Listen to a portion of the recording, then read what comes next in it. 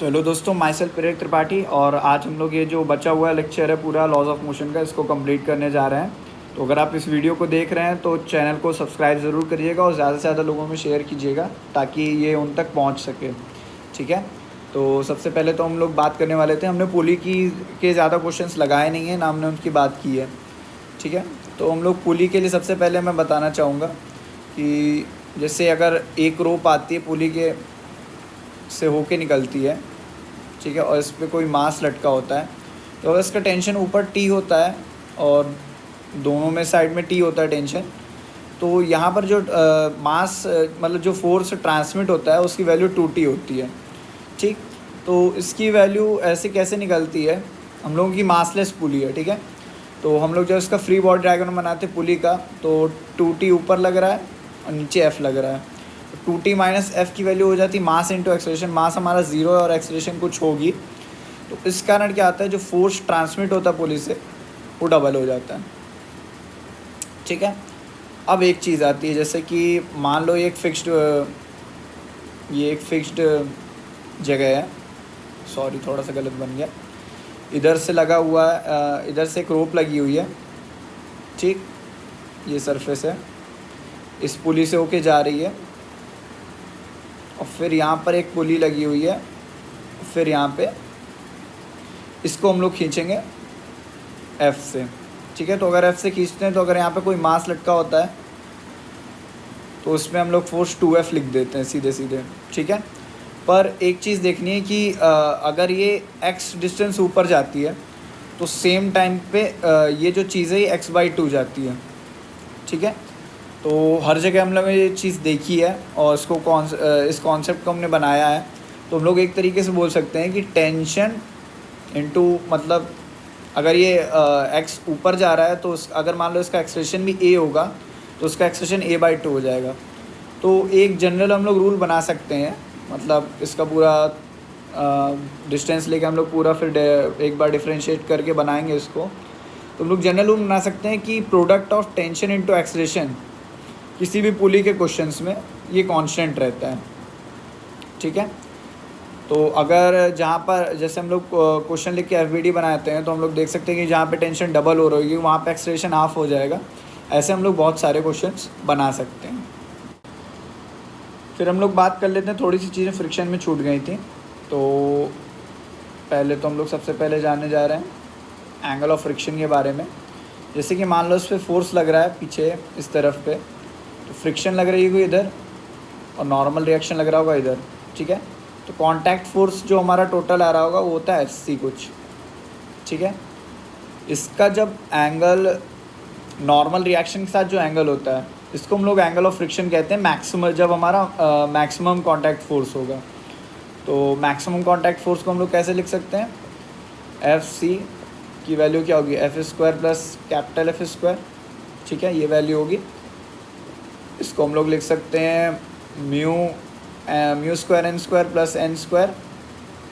ठीक है, तो जब हम लोग n कॉमन ले लेंगे तो अंडर रूट में 1 प्लस μ², ये बचेगी वैल्यू कांटेक्ट फोर्स की। तो जो हम लोग का ये एंगल होता है इसको हम लोग बोलते हैं एंगल ऑफ फ्रिक्शन। ठीक है, तो ये होगा मैक्सिमम कांटेक्ट फोर्स। तो हम लोगों को जब लिखना होता है तो हम लोग एक तरीके से लिख सकते हैं म्यू की वैल्यू, तो ये जो एंगल होगा, ठीक है, इसको हम लोग क्या लिख सकते हैं, F/n की वैल्यू क्या होगी, इसकी वैल्यू होगी tan थीटा। ठीक है, और μn होता है तो μ tan थीटा, तो थीटा की वैल्यू आ जाएगी tan इनवर्स μ। ठीक है, ये मैंने कांटेक्ट फोर्स के लिए मैक्सिमम कांटेक्ट फोर्स बताने के लिए बताया था। ठीक है, अब जब कोई इंक्लाइन प्लेन होगा उस पर क्या होता है फ्रिक्शन के क्वेश्चंस, जैसे कि ये मास रखा है और इस बार फ्रिक्शन है, पिछली बार फ्रिक्शन नहीं हुआ करती थी।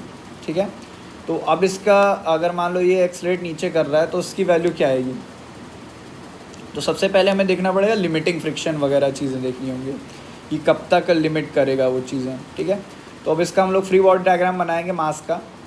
तो खींचने के लिए क्या लग रहा होगा, हम लोग पिछली बार जैसे सॉल्व किए थे mg sin थीटा इधर लग रहा होगा। ठीक है, और पीछे लग रहा होगा क्या, mu M G cos theta, ठीक है, क्योंकि M G cos theta normal आता था हमारा, ठीक है, जो हमने कंपोनेंट डिवाइड किए थे पिछली बार आपने जैसे देखे थे वैसे ही चीज़ें हो रही हैं, ठीक है। तो अगर तो इसके आगे बढ़ने के लिए कंडीशन क्या होगी कि एम जी साइन थीटा की वैल्यू ज़्यादा होनी चाहिए mu M G cos theta से, ठीक है। तो एम जी से एम जी हम लोग कैंसिल कर सकते हैं, तो जो टैन थीटा है उसकी वैल्यू म्यू से बड़ी होनी चाहिए। अगर ये कंडीशन फुलफ़िल नहीं होती है तो ये ब्लॉक आगे मूव नहीं कर पाएगा, ठीक। तो जब ये मैक्सिमम एंगल होता है तो जो टैन थीटा का होता है उसकी वैल्यू म्यू हो जाती है, ठीक है। तो यहाँ पे theta equals to tan inverse mu हो जाता है। तो इस एंगल को हम लोग बोलते हैं एंगल ऑफ रिपोज, मतलब इस एंगल पे रुका हुआ है, इससे जस्ट एंगल बढ़ जाएगा तो वो ब्लॉक आगे मूव कर जाएगा, ठीक है। तो एक बहुत ही सबसे सिंपल चीज़ रहती है जो उसमें ज़्यादातर पूछी जाती है, अगर ब्लॉक रेस्ट पे है, ठीक है, तो उस पर कितना फोर्स लग रहा होगा, ठीक है। तो नेट फोर्स इस पर ज़ीरो है तभी आगे बढ़ नहीं रहा है। और अगर आपसे पूछा जाए नेट कांटेक्ट फोर्स क्या होगा, तो एक्सटर्नल फोर्स इस पर क्या है, बस एक ही फोर्स है mg लग रहा है, ठीक है। बाकी कुछ नॉर्मल लग रहा है, कुछ फ्रिक्शन लग रही है, कुछ ना कुछ लग रहा होगा, बट इनका जो कंपोनेंट होगा वो ऐड होके इसको कैंसिल कर रहा होगा, ठीक है।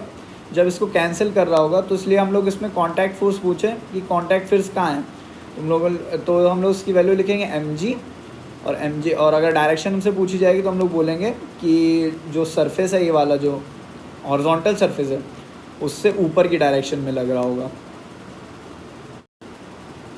तो यहाँ तक तो हम लोगों की बात हो गई फ्रिक्शन की जितनी भी बची चीज़ें थी। अब हम लोग जा रहे हैं सर्कुलर मोशन के बचे हुए पार्ट पे, ठीक है। तो सर्कुलर मोशन,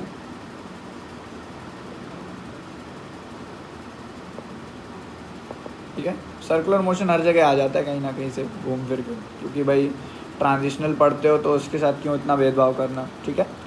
तो मान लेते हैं हम लोग नॉर्मल केस लेते हैं कि एक बाइसिकल है, ठीक है, गंदी सी बाइसिकल, इस पर आदमी बैठा होगा, चला रहा होगा, बहुत ही गंदा आदमी है, ठीक है। ये ऐसे टिल्ट, आपने देखा होगा टिल्ट होके मोड़ा करते हैं साइकिल, ठीक है। जैसे अगर इस पाथ में घूम रहे होंगे तो इसमें ऐसे टिल्ट लेते हैं, ठीक है। तो मान लेते हैं इधर से नहीं, एंगल वर्टिकल से एंगल थीटा ले लेते हैं, ठीक है, कि इतना टिल्ट हुआ है ये।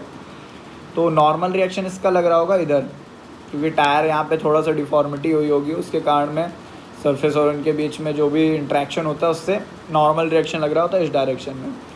तो जो नॉर्मल रिएक्शन लग रहा होता है इसका एक कंपोनेंट बनेगा एन कॉस थीटा, एक बन रहा होगा एन साइन थीटा, ठीक है। जो एन साइन थीटा है ये आपको प्रोवाइड कर रहा होगा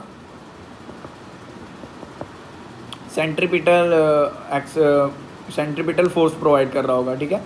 उसकी वैल्यू होती है M V square by R, हम लोग वी स्क्वायर बाई आर लिखे थे सेंट्रीपिटल एक्सलेशन, वो प्रोवाइड करने के लिए हमें इससे करना होगा, ठीक है। तो ये रहती है, और एन की वैल्यू, और क्या कहते हैं, और यहाँ पर क्या रहता है एन, और दूसरा जो हम लोग बनाए हुए हैं यहाँ पर एन कॉस थीटा क्या हो जाएगा, एम जी हो जाएगा, ठीक है। तो एन की वैल्यू हो जाएगी M G by cos theta. तो यहाँ पे हम लोग लिख लेंगे एन की वैल्यू एम जी इंटू यहाँ पे हो जाएगा फिर ये tan theta equals to M V square by R, ठीक है। तो एम से एम गया, तो वेलोसिटी क्या आ जाती है अंडर रूट में आर जी टैन थीटा, ठीक है। ये हमारी वेलोसिटी होगी, ठीक है। तो हम लोग देखेंगे किस हिसाब से मोड़ना है, क्योंकि रेडियस हम लोग चेंज कर सकते हैं और हम लोग ये टिल्ट चेंज कर सकते हैं, लेकिन वेलोसिटी हम लोग निकाल सकते हैं इससे, ठीक है। इसमें हम लोग देख रहे हैं फ्रिक्शन का कोई इतना रोल आया नहीं है, सिर्फ नॉर्मल रिएक्शन से काम चल गया है। जब फ्रिक्शन भी आ रही होगी तो हम लोग फ्रिक्शन भी सॉल्व कर लेंगे, ठीक है। लेकिन इस वाले केस में नॉर्मली फ्रिक्शन नहीं आती है। अब हम लोग बात करते हैं जब एक कार मूव कर रही है, तो जब कार मूव कर रही होगी तो कार को घूमने के लिए फ्रिक्शन चाहिए होगी, क्योंकि कार वार टिल्ट विल्ट नहीं हो सकती, थोड़े से टायर इधर उधर टिल्ट हो जाएंगे, लेकिन इतना सस्पेंशन काम नहीं करता है उसका, ठीक है। तो उसके केस में क्या हो रहा होगा कि मैं जब mu M G frictional force ज़्यादा होगा सेंट्रीपिटल एक्सलेरेशन से, तभी गाड़ी मुड़ पा रही होगी। अगर उल्टा हो जाएगा तो गाड़ी स्किड कर जाएगी, वो टर्न नहीं ले पाएगी वहाँ पर, ठीक है। तो ये रहता है, तो एम से एम कैंसिल हो जाता है, तो वी की जो वैल्यू रहती है, अगर हम लोग मान लेते हैं कि जस्ट स्किड वाला केस है, तो उसकी वैल्यू आ जाती है म्यू जी आर, ठीक है। तो जी कांस्टेंट म्यू कांस्टेंट, केवल आर और वी का रिलेशन यहाँ पे बचता है। अगर हम लोग यहाँ पे आर की वैल्यू डालते हैं और वी जो आती है ये मैक्सिमम है, ठीक है। इससे ज़्यादा वेलोसिटी होगी तो ये स्किड मार जाएगा। तो इसमें हम लोग आर की वैल्यू डाल के चेक कर लेंगे कि कितनी वैल्यू आ रही है, उससे ज़्यादा अगर हो रही होगी तो हम लोग बोल देंगे गाड़ी स्किड कर रही है। फिर हम लोग आते हैं जब बैंकिंग ऑफ द रोड होगी, ठीक है। आपने देखा होगा कि जो ये हाईवेज़ होते हैं, वो हाईवेज़ थोड़े टिल्टेड होते हैं। तो मान लो ये आपकी गाड़ी है, ठीक है, और गाड़ी पे लग रहा होगा नॉर्मल रिएक्शन ऐसे, ठीक है, एम लग रहा होगा इधर, और सेंट्रीपिटल एक्सलेरेशन की डायरेक्शन क्या होगी, ये होगी, ठीक है। सेंट्रीपिटल एक्सलेरेशन की डायरेक्शन होगी, तो अगर ये थीटा है तो ये भी ये थीटा होता है, तो ये थीटा होता है, तो ये भी वर्टिकल से थीटा होता है, ठीक। तो एन कॉस थीटा ऊपर होगा और एन साइन थीटा इधर होगा, ठीक है। पहले हम लोग मान लेते हैं फ्रिक्शन नहीं है, ठीक है, फ्रिक्शन नहीं है करके सॉल्व करना इजी रहेगा। फिर हम लोग फ्रिक्शन को लेके सॉल्व करेंगे कैसे होगा। तो N sine theta equals to M V square by R, ठीक है, और N cos theta equals to M G, ठीक है। इनको हम लोग डिवाइड कर लेते हैं ताकि हमारा टैन थीटा आ जाए। तो टैन थीटा एम भी कैंसिल हो गया, आर जी मल्टीप्लाई कर लें, R G tan theta equals to V square, और मतलब वी की वैल्यू हम लोग लिख लेंगे अंडर रूट में आर जी टैन थीटा, ठीक है। जब फ्रिक्शन का कोई रोल नहीं होगा तब भी यही रहेगी, तो इसको हम लोग ऑप्टिमम स्पीड भी कहते हैं, ठीक है।